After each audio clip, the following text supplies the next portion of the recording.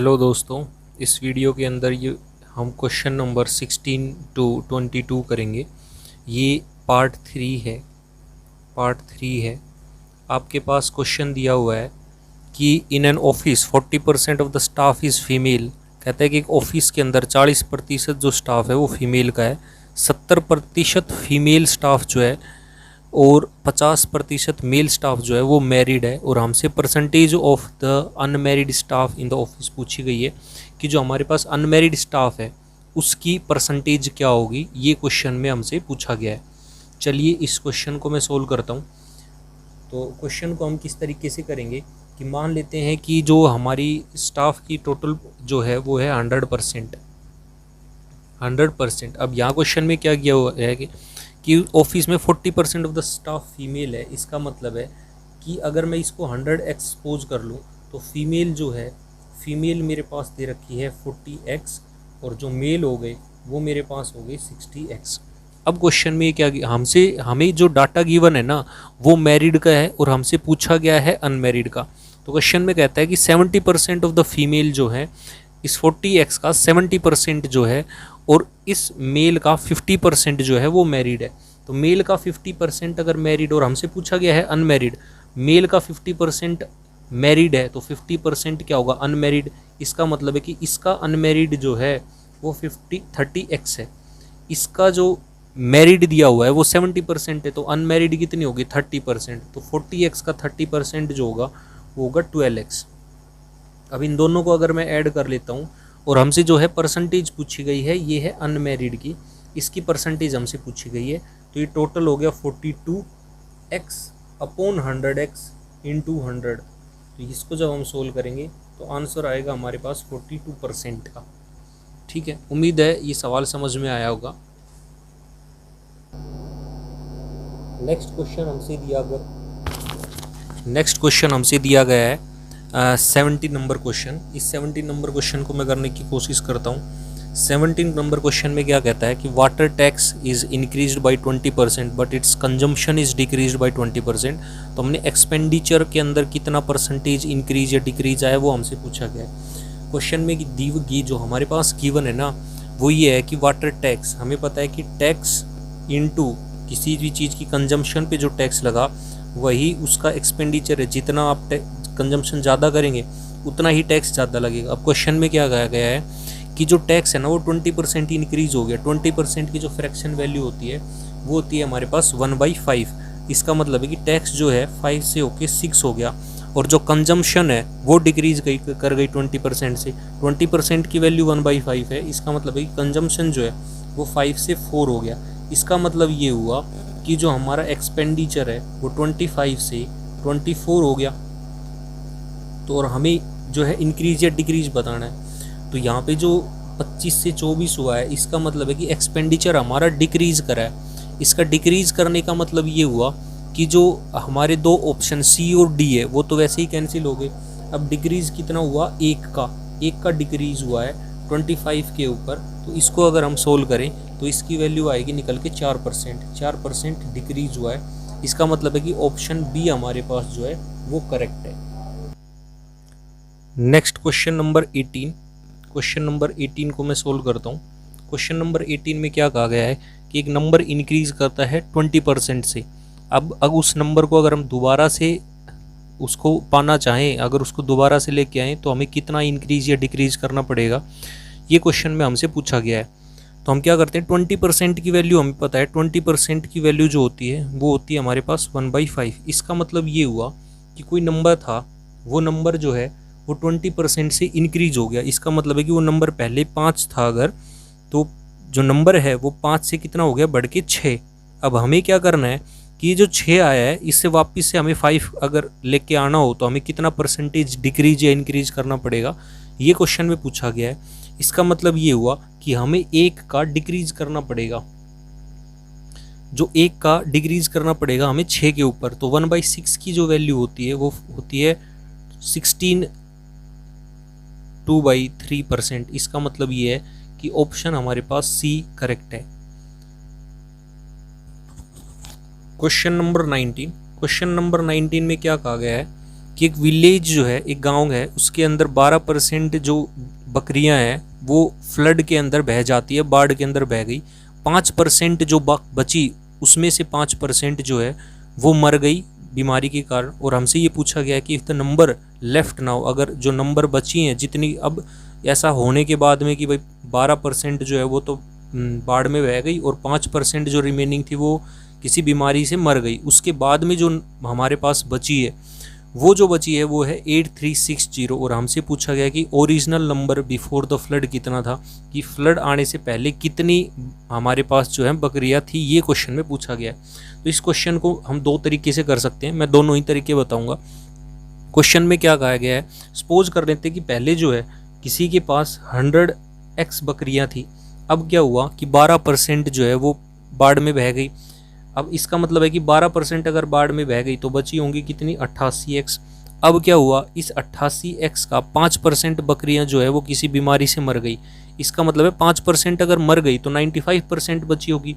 तो इस 88x को मैं कैसे लिख सकता हूँ कि 88x का 95% जो है वो बची, और बची कितनी है वो क्वेश्चन में गिवन है 8360। इसका और हमसे पूछा गया है कि ओरिजिनल कितना था, इसका मतलब है कि हमें 100x की वैल्यू निकालनी है। तो यहाँ से अगर मैं 100x की वैल्यू निकालूं तो ये आएगी 8360 अपॉन 88x इंटू 95, और ये 95 के नीचे जो 100 है ये ऊपर गया, और इसको 100x से हम मल्टीप्लाई कर देंगे। यहाँ से x तो x कट गया। अच्छा, अब हमारे पास जो मेन टास्क आया है वो है कैलकुलेशन का। कैलकुलेशन को अगर मैं करना सिखाऊं तो ये इस तरीके से कर सकते हैं कि यहाँ पे जो नीचे गिवन है वो 88 गिवन है। 88 का मतलब है कि 11 का मल्टीपल है। 11 का मल्टीपल ही मैंने क्यों कहा, क्योंकि 11 जो है वो एक प्राइम नंबर है, वो किसी से कटेगा ही नहीं, या तो 11 हो या 11 का मल्टीपल हो तभी वो 11 हट सकता है। तो इस 11 को हटने से यहाँ 88 का मतलब है 11 इंटू 8, तो ये 11 हटने के लिए ऊपर भी 11 होना चाहिए। इसका मतलब है कि ये ऊपर वाला जो नंबर है ना ये भी 11 का मल्टीपल ही होगा। तो इसको मैं अगर 11 से काट दूँ, 11 8 88, 11 7 77 और 6 11 6 66 और 0। अब हमारे पास जो है ये 11 से कट गया, 11 से कटने के बाद में आया 8। अब मेरे पास मेन टास्क क्या है कि यहाँ 95 है और यहाँ 76 है, दोनों में 19 के मल्टीपल हैं। तो इसको मैं अगर 19 से काट भी दूँ तो 19 पंजे 95, 19 चौक 76 और 0, और ये 8 पंजे 40 और ऊपर 40 है ही, ये कट के मेरे पास आ गया 10000। इसका मतलब है कि ऑप्शन बी हमारे पास करेक्ट है। अच्छा, इस क्वेश्चन में कैलकुलेशन ही मेन पार्ट है। कैलकुलेशन में बता रहा हूँ एक और दूसरे तरीके से कैलकुलेशन का ही मेथड क्या है कि 8360 अपॉन 88 इंटू 95 इंटू 1000। कुछ बच्चे ये भी सोचेंगे कि इसको हम डिजिटल सम से कर लेते हैं, लेकिन यहाँ पे डिजिटल सम से होगा नहीं। क्यों नहीं होगा, क्योंकि हमारे पास 3 ऑप्शन A B C ऐसे 3 ऑप्शन दिए हैं जिनका डिजिटल सम सेम है। लेकिन फिर भी मैं इसमें अगर डिजिटल सम लगाऊं कि हो सकता है कि हमारा डिजिटल सम डी ऑप्शन पे मतलब जो है वो मतलब सेटिस्फाई कर जाए, तो मैं इसको एक बार चेक कर लेता हूँ। 9 तो यहाँ से कटी गया 5, 8 और 8 16, 16 में हो गया 1 और 6, 1 और 6 का मतलब 7, 7 इंटू 30, 7 इंटू 5, 5 7 35, 35 का मतलब है कि 8। तो नीचे जो आया वो आया मेरे पास 8।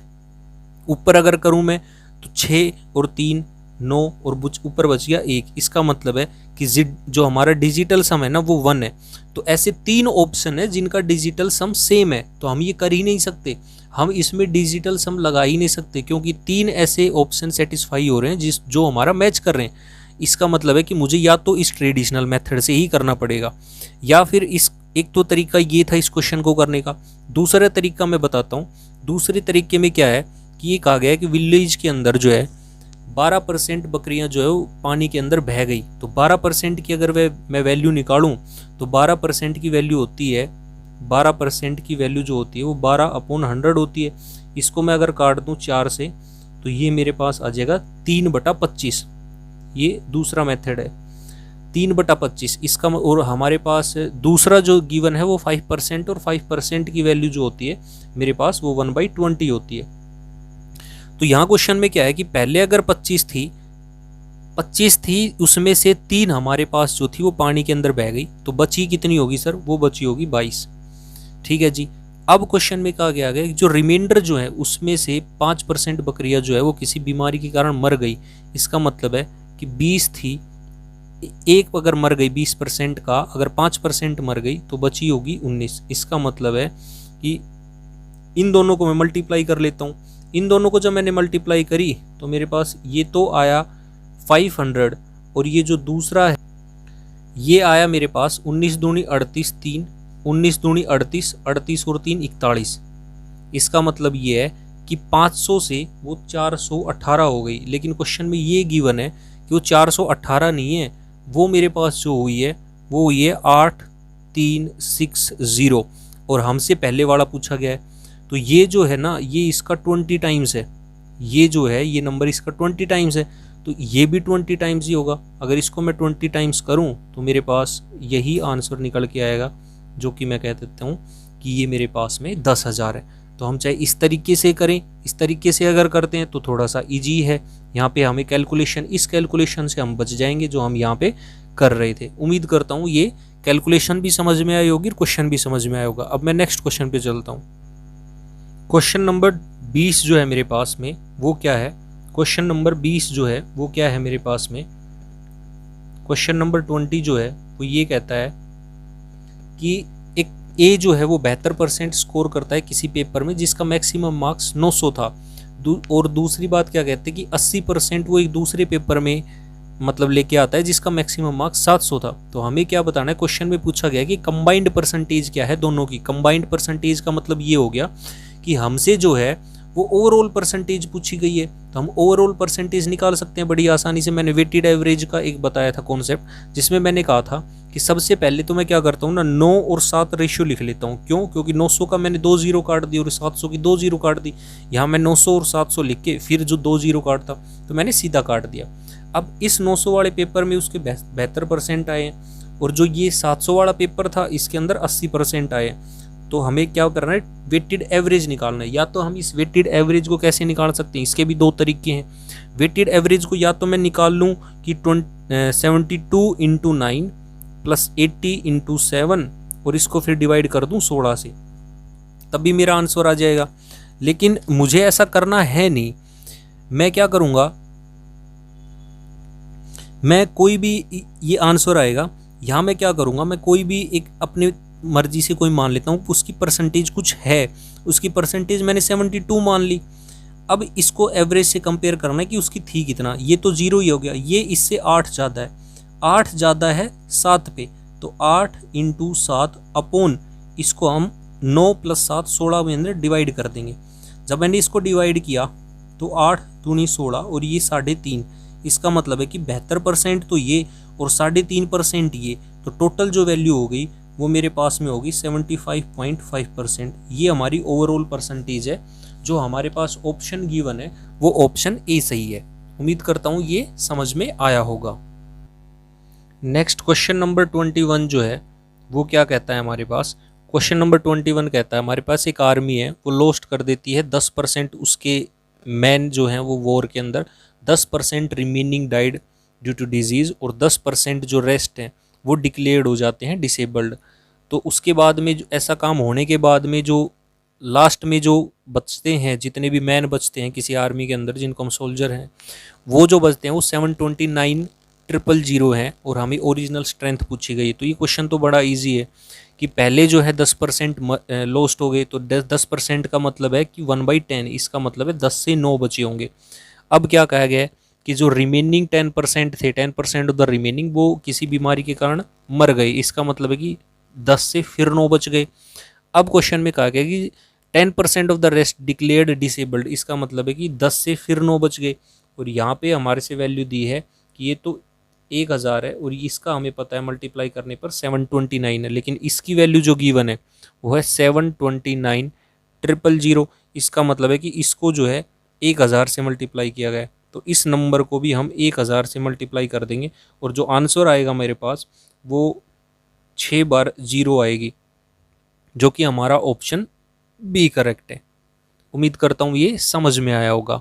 अब मैं नेक्स्ट क्वेश्चन की तरफ चलता हूँ। Question number 22। क्वेश्चन नंबर 22 क्या कहता है, ये इस वीडियो का लास्ट क्वेश्चन होगा। 22 क्या कहता है कि a boy found the answer for the question, subtract the sum 1/4 and 1/5 from unity and express the answer in decimal form as 0.45। हमें परसेंटेज एरर पूछा गया। क्या कहता है कि एक लड़का है, वो एक में से 1/4 और 1/5 का जो सम है ना, वो उसमें से घटा देता है 1 में से। तो उसके पास जो नंबर आया वो कुछ आना चाहिए, लेकिन वो ये नहीं लिख के 0.45 लिख देता है। तो हमसे परसेंटेज एरर पूछा गया है। तो इसको ऐसा नहीं करना है कि एलसीएम लेकर फिर ऐड करना है। देखो 1/4 की जो पॉइंट में मतलब डेसिमल में जो वैल्यू होती है वो 0.25 होती है। 1/5 की जो वैल्यू होती है वो 0.20 होती है। इनको जब मैंने ऐड किया तो ये आ गया 0.45, और 1 में से 0.45 जब हम सब्ट्रैक्ट करते हैं तो ये आता है 0.55।